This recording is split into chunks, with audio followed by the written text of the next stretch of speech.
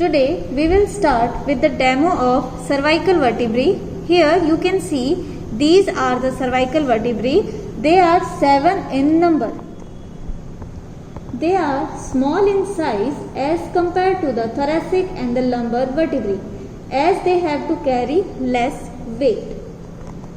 They are identified by one important feature, which is the foramen transversarium. It is the cardinal feature of the cervical vertebrae. There are 4 typical and 3 atypical cervical vertebrae are present. From 3rd to 6th vertebrae, they are typical, while the 1st, 2nd and the 7th cervical vertebrae are atypical. Now first we will focus on to the typical cervical vertebra. It has one body. The body is small in size and it is broader from side to side than antero-posteriorly. The superior surface is concave transversely. Here you can see the concavity with upward projecting lips on the each side. Here these are the projecting part. Now to show the inferior surface of the body, I have just turned the vertebra. Here this is the inferior surface of the body.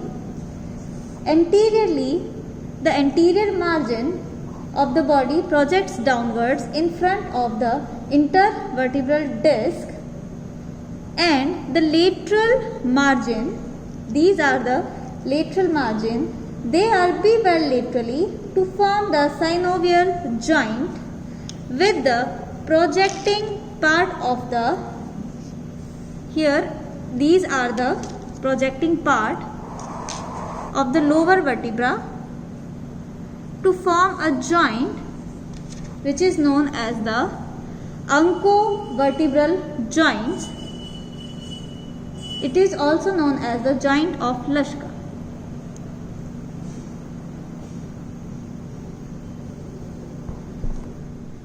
Now we will see the vertebral foramen. The vertebral foramen is triangular and it is larger than the body. Then the superior and inferior articular processes. The superior articular facets are flat and they are directed backwards and upwards, while the inferior articular facet, they are small and they are directed forwards and downwards.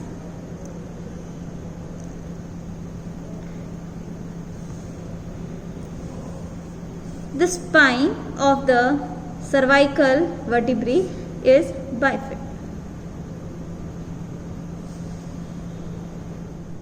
The transverse processes of the cervical vertebrae are small and they are having the foramen transversarium. Each transverse process has one anterior root and one posterior root. The anterior root ends onto the anterior tubercle.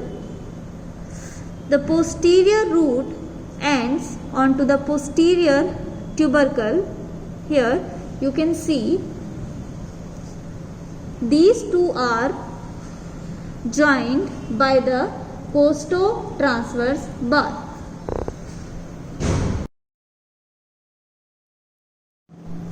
Now we will start with the atypical cervical vertebrae.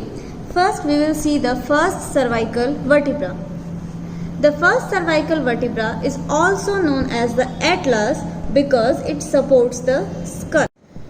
The name Atlas is given because according to the Greek mythology, The Atlas is the god who supported the earth on his shoulders. Now we will see the features of the first cervical vertebra. It has ring shape with the anterior and posterior arches. It has no body and no spine. And it has a large lateral mass. The two transverse processes are widest apart relative to the other cervical vertebrae. Now we will see the anatomical position of atlas vertebra. For anatomical position, anteriorly the anterior arch will be the smaller and the superior articular surfaces are elongated. So this is the anatomical position of atlas vertebra.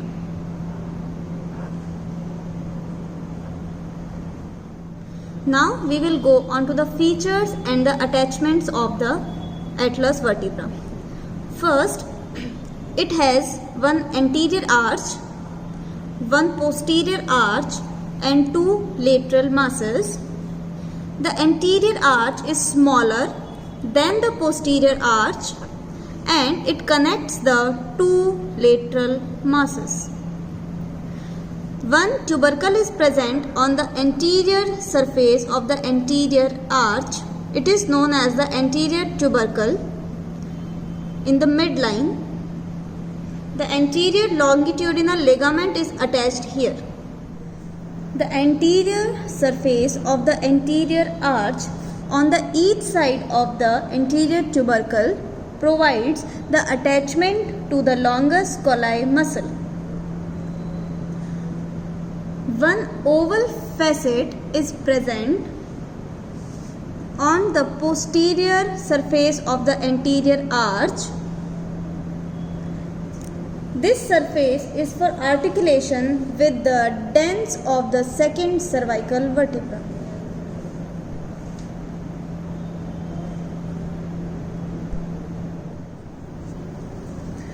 The upper border of the anterior arch gives attachment to the anterior atlanto-occipital membrane, while the lower border of the anterior arch provides attachment to the lateral part of anterior longitudinal ligament.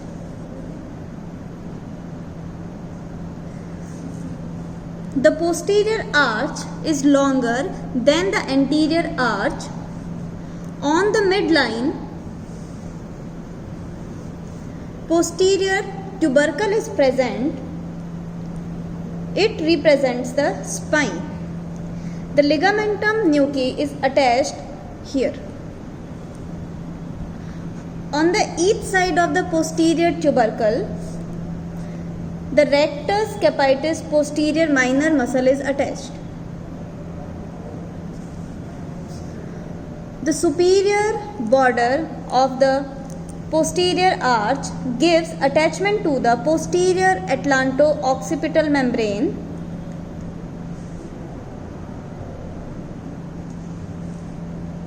The lower border gives attachment to the ligamentum flava.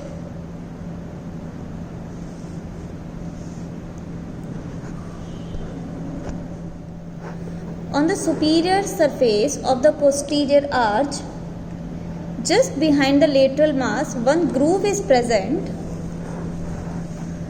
This groove, the vertebral artery, third part, and the first cervical nerve lie here.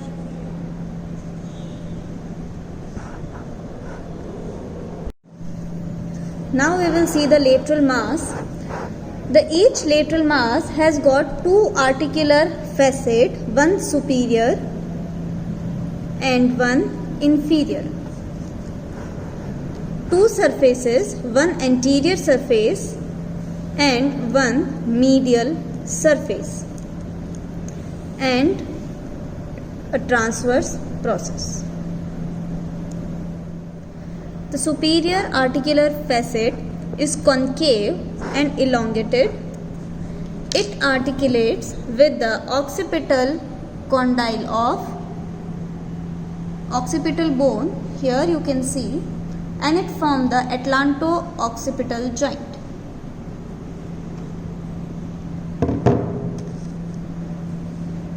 The inferior articular facet is flat and circular, and it articulates with the axis bone.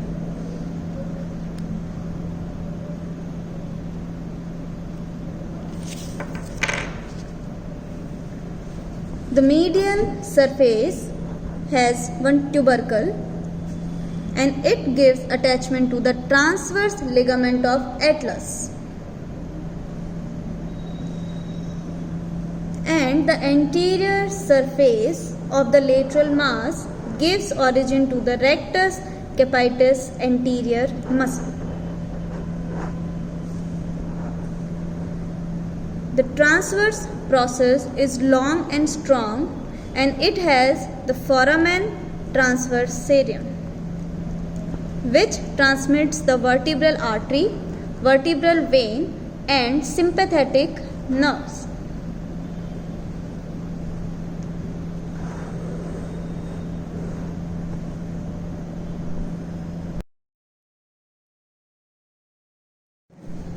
Now we will see the second cervical vertebra. It is called the axis because the atlas carrying the skull rotates on it. The features of the axis vertebra is, it is the strongest of the cervical vertebrae, and it is easily identified by the presence of the odontoid process. This is the odontoid process, which is known as the dens. It is a strong tooth-like projection from the superior surface of the body. Now we will see the features of body and the odontoid process. The apex of the dens gives attachment to the apical ligament. The each side of the apex gives attachment to the alar ligament. The anterior surface of the dens has one oval facet, which is for the articulation with the anterior arch of the atlas.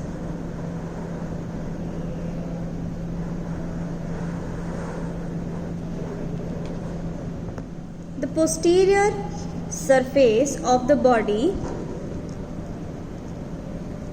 provides the attachment from above downwards, the lower vertical limb of the cruciate ligament, the membrana tectoria, and the posterior longitudinal ligament.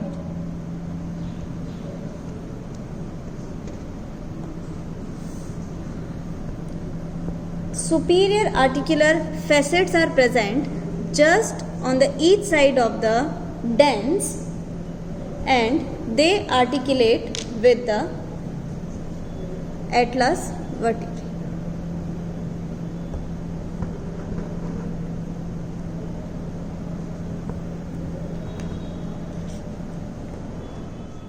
Now we will see the vertebral arch. This is the pedicle, and it passes backwards from the body. On its superior part, the superior articular facet is present, which is large, flat and circular. Inferior articular facet is situated. It is just posterior to the transverse process, and it is directed downwards and forwards.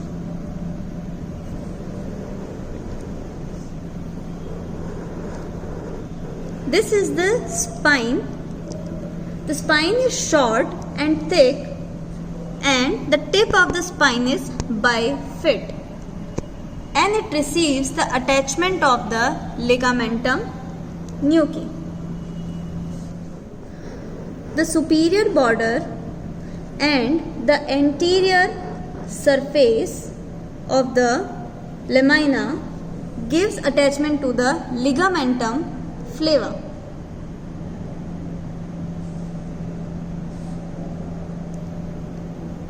The side of the spine provides attachment to the rectus capitis posterior major muscle.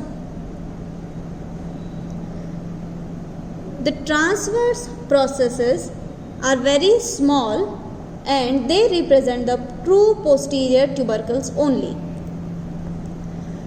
The tip of the transverse process receives the attachment of three muscles from anterior to posterior. They are scalenus medius, levator scapulae, and the deep muscles of back.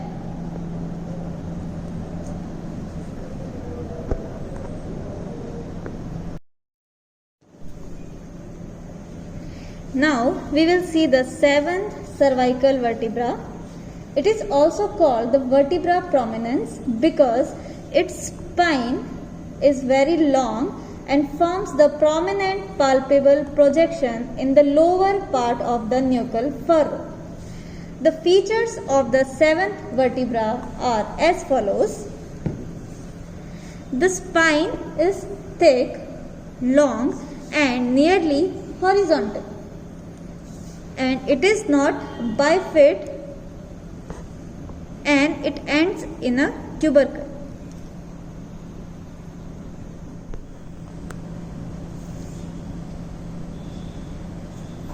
The transverse process is large with prominent posterior part. The foramen transversarium is smaller and sometimes it may be absent. The important attachment of the seventh cervical vertebra are: the spine provides attachment to the ligamentum nuchae, trapezius muscle, rhomboides minor muscle, and the deep muscles of the back.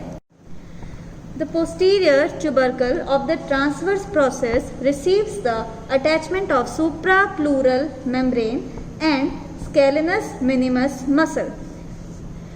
The foramen transversarium transmits the accessory vertebral vein only. The vertebral artery occupies the foramen transverse area of upper 6 cervical vertebrae only.